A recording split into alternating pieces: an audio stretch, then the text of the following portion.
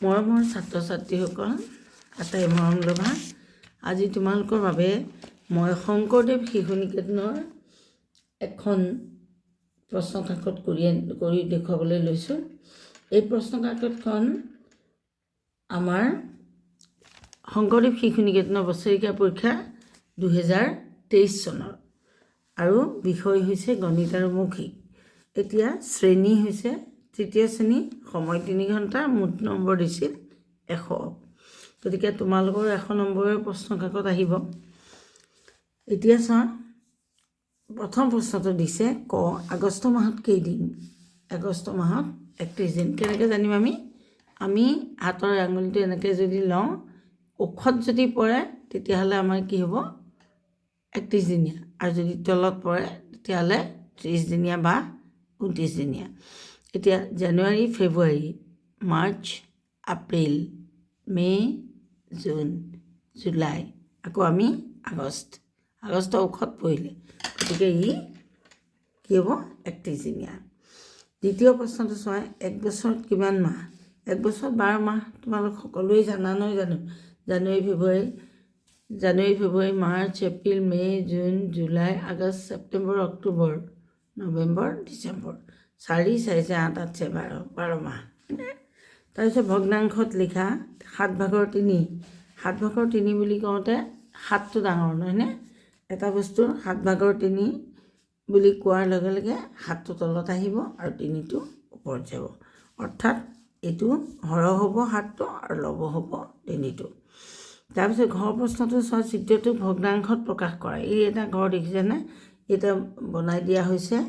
এইটো এটা ঘৰ, দুটা ঘৰ, আৰু 3 নম্বৰ ঘৰটো আমাৰ এনেকৈ ডাৰ্ক কৰি দিয়া হৈছে। গতিকে এইটো হ'ব আমাৰ 3/1। 1, 2, 3, 3/1 আমি ৰং কৰিছোঁ, গতিকে 3/1। 100 পইচাত কিমান টকা সেইটো তোমালোকে জানাই। এটকাত 100 পইচা, গতিকে 100 পইচাত 1 টকা। তাৰপিছত আহিলে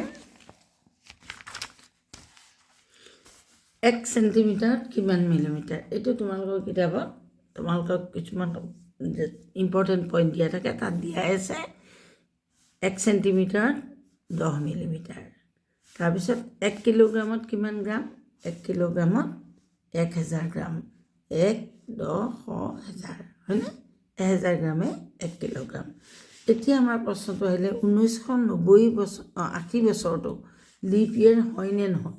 এইটো উলিয়াবলৈ হ'লে আমি জানো যে যিবিলাকত শেষত 2টা সংখ্যা থাকে চনটোত, যদিহে চনটোত 2টা শূন্য থাকিলহেঁতেন তেতিয়াহ'লে আমি 400ৰে কৰিলোহেঁতেন। কিন্তু 2টা শূন্য নাই, এটা শূন্যহে আছে, 4ৰে হৰণ কৰিম। 4ৰে হৰণ কৰিলে মিলি যায় নে নিযায় আমি চাব লাগে। 4, 19ক কেইবাৰ? 4, 4 গুণ 16। তাৰপিছত 9 6 থাকিল 3। তাৰপিছত আহিলে 38 চন। 4 গুণ 4, 4 গুণ 8, 4 গুণ 12, 4 4 16, 4 5 20, 4 6 গুণ 36। তাৰপিছত এই 2 বাকী থাকিলে, 8ৰ 6 থাকিল 2। আকৌ শূন্যটো নমাই আনিলোঁ, 20 হ'ল। 4 গুণ 4, 4 গুণ 8, 4 গুণ 12, 4 4 গুণ 16, 4 5 গুণ 20। এয়া মিলি গ'ল। এতিয়া মিলি গ'লে চনটো লিপ ইয়েৰ হয়। যেতিয়া মিলি যায়, ভাগ শেষ নাথাকে, তেতিয়া চনটো লিপ ইয়েৰ হয়। গতিকে 1980 চনটো লিপ ইয়েৰ। তাৰপিছত আহিলে এটা তিয়ঁহ সমানে ছভাগত ভাগ কৰিলে, প্ৰতিটো ভাগত কিমান? ধৰি লোৱা এইটো এটা তিয়ঁহ, এইটো এটা তিয়ঁহ। ইয়াক আমি কেইভাগ কৰিলোঁ? সমানে 2 ভাগ কৰিলোঁ। তাৰপিছত 1, 2, 3, 4, 5, 6। এতিয়া ছভাগ কৰিলোঁ তিয়ঁহটো। 1, 2, 3, 4, 5, 6 ছভাগ হ'ল। ছভাগৰে আমি প্ৰত্যেকটো ভাগত কিমান থাকিব? ছভাগৰ 1। ছভাগৰ 1 ছভাগ কৰিলোঁ, তাৰ ভিতৰত 1, গতিকে ছভাগৰ 1। তাৰপিছত এটা 5টকীয়া মুদ্ৰা আৰু এটা এটকীয়া মুদ্ৰা। তো 5টকীয়া মুদ্ৰা আৰু এটকীয়া মুদ্ৰা 5 × 6, গতিকে আমাৰ কিমান হ'ব? 6 টকা। তাৰপিছতে আহিলে 100 টকা হ'বলৈ কিমান 20টকীয়া নোট কেইখন লাগিব? এতিয়া এই অংকটো কৰিবলৈ আমি চাবা 20ৰে 100 গ্ৰহণ কৰি দিব লাগিব 100 20 এগুণ 20 20 দুগুণ 40 20 তিনি গুণ 60 20 4 গুণ 80 20 5 গুণ 100 গতিকে আমাক কেইখন নোট লাগিব 100খন 100 অন 20 সমান 5খন নোট লাগিব উত্তৰ 5খন এনেদৰে তাৰপিছত আহিলে 101.19 টকা পইচাত প্ৰকাশ কৰা এতিয়া এই অংকটো চোৱা তোমালোকে কেনেকৈ ইয়াক কৰিবা তোমালোকেতো এনেও কৰি দিব পাৰা এনেই কৰি দিয়াতকৈ তোমালোকে অংকটো জানিবলৈ ভাল হয় এইটো কেনেকৈ কৰিবা চোৱা 101.19 হয়নে ইয়াক তোমালোকে 100 পইচাত যিহেতু এটকা গতিকে আমি 100ৰে হৰণ কৰি দিওঁ পূৰণ কৰি দিলোঁ পূৰণ কৰি দিলে 0 0 0 0 0 0 এতিয়া একেৰে গোটেইটো পূৰণ কৰি দিয়া 1 9 গুণ 9 1 এগুণ 1 1 এগুণ 1 1 0 0 1 এগুণ 1 এতিয়া তাৰমানে এই এনেধৰণে তোমালোকে উত্তৰটো পাতিব লাগিব পিছত দুটা শূন্য লগাই দিলেও তোমালোকে যিবিলাক অলপ বুদ্ধিমান তোমালোকে 100ৰে হৰণ কৰিলে দুটা শূন্য লগাই দিলে হৈ গ'ল গতিকে আমাৰ হ'ব 1 0 1 1 9 0 0 পইচা উত্তৰটো হ'ব 1 0 1 1 9 0 0 পইচা এনেকৈ লিখি দিলে হ'ল কিন্তু কৰি দেখুৱালোঁ এইকাৰণে তোমালোকে বুজি পাবৰ কাৰণে তাৰপিছত আহিলে 1075 পইচাক টকাত প্ৰকাশ কৰা এতিয়া তোমালোকে জানা 100 পইচাই এটকা গতিকে 100ৰে আমিতো 107 5 হয়নে হৰণ কৰিলোঁ 100 এগুণ 100 তাৰপিছত 7 5 নাযায় আৰু গতিকে আমাৰ হ'ব গৈ এই দুটা একেলগে হেৰি কৰিলোঁ কিন্তু 10 টকা 75 পইচা এইটো তোমালোকে একেবাৰে উজুকে নকৰিলেও লিখি দিব পাৰা 10 টকা দশমিক দি দিলোঁ 10.75 টকা ইয়াত কিন্তু তোমালোকে টকা বুলি লিখিব লাগিব টকা দি দিছে নহয় গতিকে শেষত তোমালোকে এনেদৰে দুটাৰ আগত দশমিক পাতি দিবা পাতি দি টকা লিখিবা কৰি চাব নালাগে নকৰিলেও তোমালোকে কনফিউজ হ'বা কৰিলে সময়টো এনেই যাব গতিকে নকৰাকৈ তোমালোকে দুটা সংখ্যাৰ আগত দশমিকটো পাতি এইফালে টকা লিখি দিলে হৈ গ'ল বহুত বেছি দূৰত্ব জুখিবলৈ কি একক ব্যৱহাৰ কৰা হয় বহুত বেছি দূৰত্ব জুখিবলৈ কিলোমিটাৰ বহুত বেছি দূৰত্ব আমি কি জোখোঁ কিলোমিটাৰ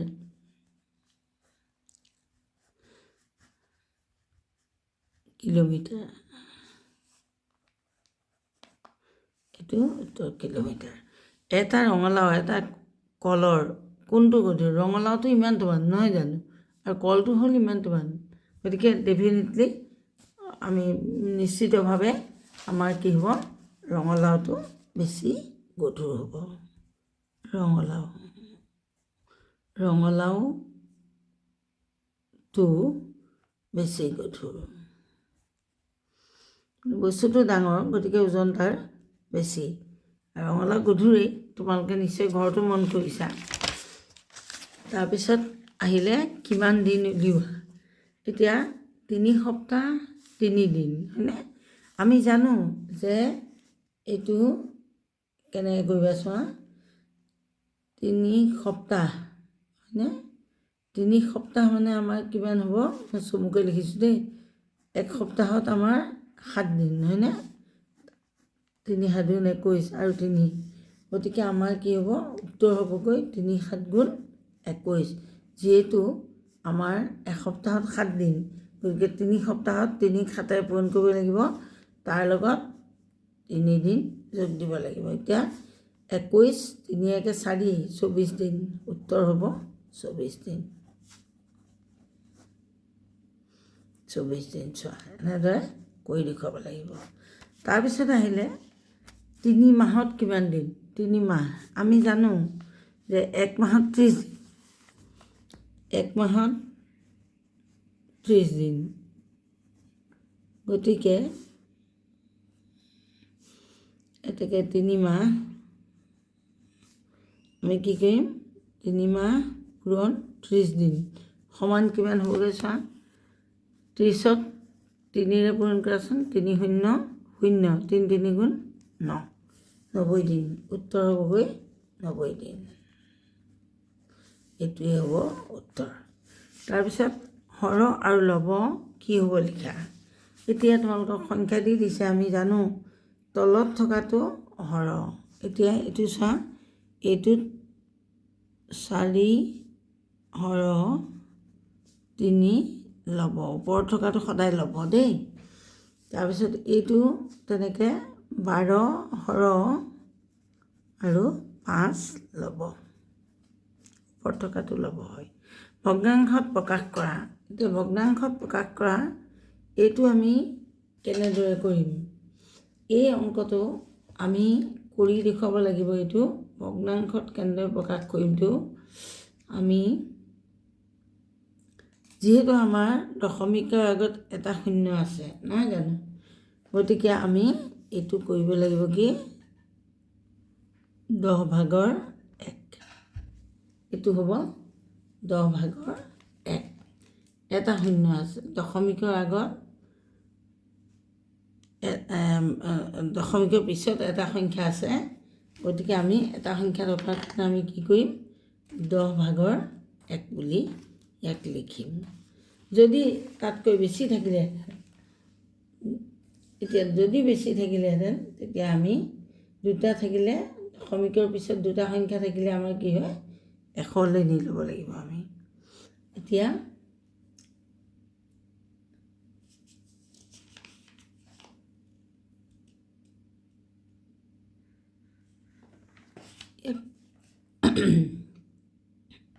আমি কি কৰিম চোৱা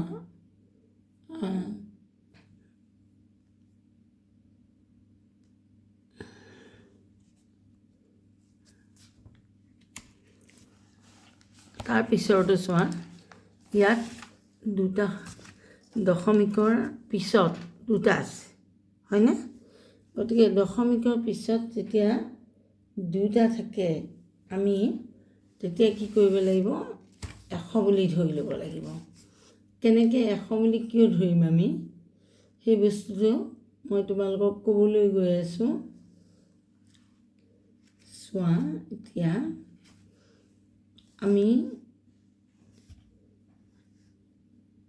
0.43 নহয় জানো 0.43 এতিয়া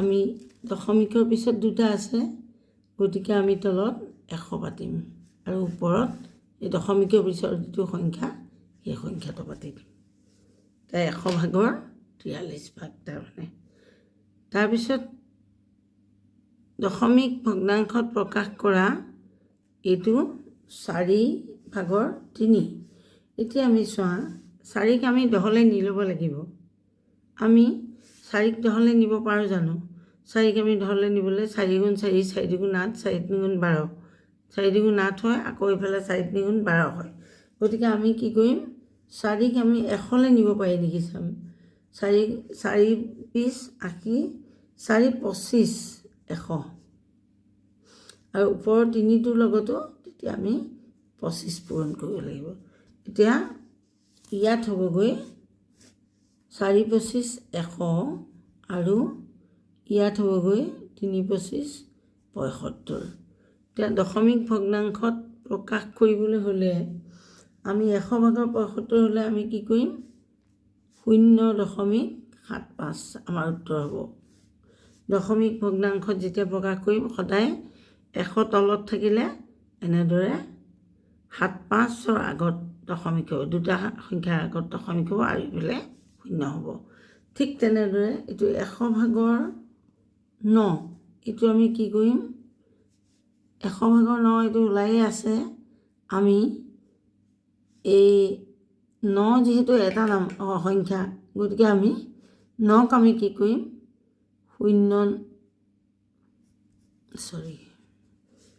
9ক আমি 0.0 শূন্য ন বুলি পাতিব লাগিব।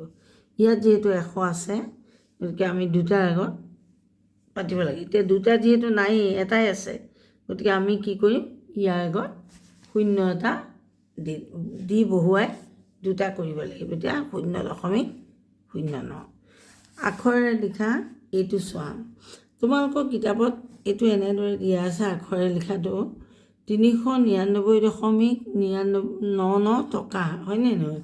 গতিকে 300টো এনেকৈ লিখিব লাগিব 399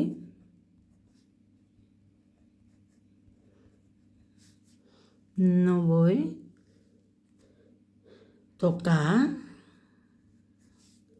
এই 99টো পইচা, 99 পইচা।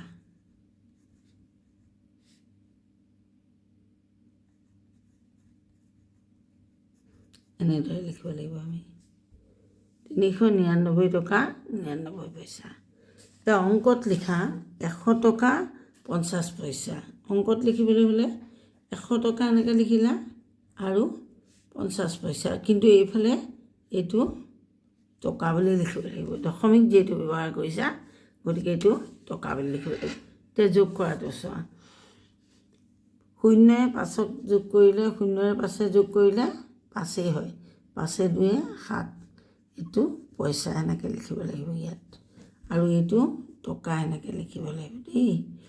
2 এইটো পতাটো অলপ মোৰ হেৰি হ'ল দেই, তোমালোকে ভুলতো এইটো কিন্তু বেকাকৈ নাপাতিবা, বেকাকৈ পাতিলে গোটেই অংকটোৱে ভুল হৈ যাব। 2 2 আৰু 8 1 9 392 টকা 75 পইচা। উত্তৰ হ'ব 392 টকা 75 পইচা। তাৰপিছৰ অংকটো চোৱা, বিয়োগ কৰা। বিয়োগ কৰাটো আমি কেনেকৈ কৰিম, 0ৰ 0 গ'ল 0, এইটো পইচা পইচাই হ'ব দেই। তাৰপিছত 5ৰ 3 গ'ল থাকিল 2, 20 পইচা, আৰু এইটো হ'ল টকা, মানে 5ৰ 0 গ'লে 5, 4 2 গ'ল থাকিল 2, তো উত্তৰ হ'ব 25 টকা 20 পইচা।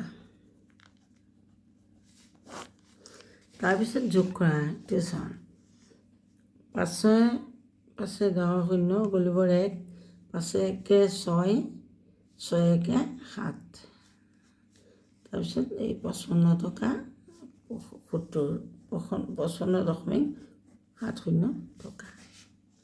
তাৰপিছতে আহিলে 50 টকা আৰু 20 টকা যোগ কৰিব লাগে। 50 টকা আৰু 20 টকা যোগ কৰিলে কি হ'ব, 0 0 0 হ'ব, আৰু 5 5 2 70 টকা এইটো। তাৰপিছত এটা কণীৰ দাম 5.50 টকা, 12টা কণীৰ দাম কিমান, এইটো তোমালোকে যায়, এটাৰ দাম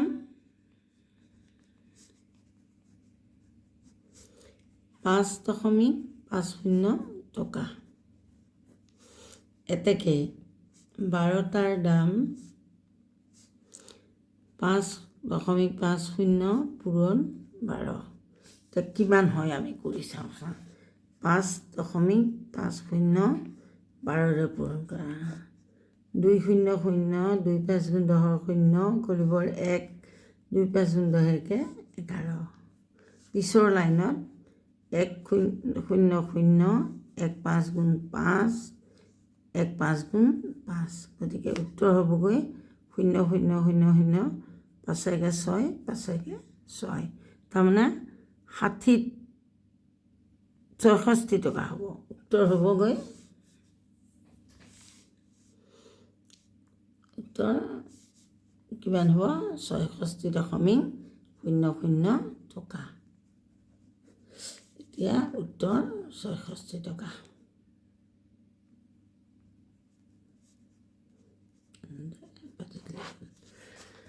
তাৰপিছত শেষৰ অংকটো চোৱা, এইটো তথ্য সংগ্ৰহৰ ওপৰত দিছে। এখন নিকেতনৰ ছাত্ৰ ছাত্ৰীৰ এটা দিনৰ উপস্থিতিৰ সংখ্যা তলৰ তালিকাত দিয়া আছে। এতিয়া আমি আমাৰ কৰিবলৈ সুবিধাৰ কাৰণে আমি ইয়াতে কৰি যাম দেই। এতিয়া কথটো দিছে প্ৰথম কলমটো দিছে শ্ৰেণী, প্ৰথম দ্বিতীয় তৃতীয় চতুৰ্থ পঞ্চম, তাৰপিছত ছাত্ৰ ছাত্ৰীৰ সংখ্যা দিছে, তাৰপিছত উপস্থিতি সংখ্যা দিছে, তাৰপিছত অনুতে। এতিয়া এই তালিকাখন চাই পেলাই তোমালোকে নিকেতনত মুঠ ছাত্ৰ ছাত্ৰীৰ সংখ্যা কিমান, তোমালোকে এই মুঠ ছাত্ৰ ছাত্ৰীৰ সংখ্যাটো যোগ কৰিব লাগিব। 8, 8 × 2 = 10, 10 × 9 = 19, 20, 21, 22। এতিয়া মই ইয়াতে কৰি দেখুৱাইছোঁ একেটা পেজতে। 22ৰ 2 উকলিবৰ 2, 2 × 2 = 4, 4 × 3 = 7, 7 × 3 = 10, 10 × 2 = 12, 13, 14, 15। এতিয়া 152 জন। তাৰপিছতে উক্ত দিনত উপস্থিত ছাত্ৰ ছাত্ৰীৰ সংখ্যা কিমান, এতিয়া উপস্থিতলৈ যোৱা। 6, 6 × 7, 7 × 6 = 13, 14, 15, 16, 17, 18, 19, 19 × 6 = 19, 8, 6 × 7, 7 × 6 = 13, 13 × 6 = 19, 19, 20, 21, 22, 23, 24, 25, 26, 27, 27ৰ 7 উকলিবৰ 2, 2 × 2 = 4, 4 × 3 = 7, 7 × 2 = 9, 9 × 2 = 11, 12, 13। তো 137 জন উত্তৰ হ'ব। মই ইয়াতে এইকাৰণে কৰি দেখুৱাইছোঁ তোমালোকৰ এই তালিকাখন চাই কৰিবলৈ সুবিধা হ'ব।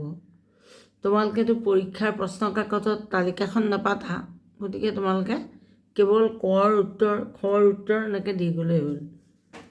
তাৰপিছত গটো চোৱা, এইটো হ'ল 137 দেই, 137।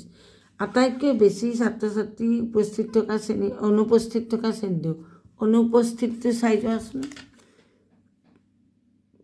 প্ৰথমত 2, দ্বিতীয়ত 1, তৃতীয়ত 4, চতুৰ্থত 5, পঞ্চমত 5, পঞ্চমতে আটাইতকৈ বেছি পঞ্চম শ্ৰেণী।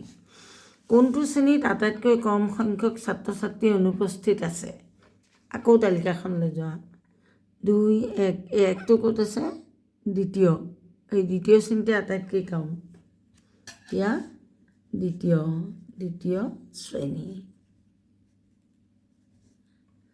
তাৰপিছতে লিখিলোঁ আটাইতকৈ বেছি ছাত্ৰ ছাত্ৰী উপস্থিত থকা শ্ৰেণীটো কি, আটাইতকৈ বেছি ছাত্ৰ ছাত্ৰী উপস্থিত থকা, এতিয়া উপস্থিতৰ সংখ্যাটো চোৱা কোনটোত বেছি আছে। প্ৰথমত 26, এইটোত 31, দ্বিতীয়ত 31, বাকীকেইটা কম, দ্বিতীয়টোৱে হয়, এইটো উত্তৰটো হ'ব দ্বিতীয় শ্ৰেণী। এতিয়া এই প্ৰশ্ন কাকতখন ইমানতে শেষ হৈছে। গতিকে মই আশা কৰোঁ তোমালোকে এনেকুৱা এখন প্ৰশ্ন কাকত পালে নিশ্চয় তোমালোকেও খুব ভালকৈ উত্তৰ কৰি সম্পূৰ্ণ নম্বৰ আনিবলৈ সক্ষম হ'বা। ভাল ধৰণে চাবা কেনেকৈ কৰিছোঁ, আৰু কিছুমান অংক যিবোৰ কৰি নাথাকিলেও হয়, নকৰাকৈ উত্তৰ ওলাই থাকে, সেইবোৰ তেনেকৈয়ে কৰি যাবা। আজিলৈ ইমানতে এৰিছোঁ। ধন্যবাদ।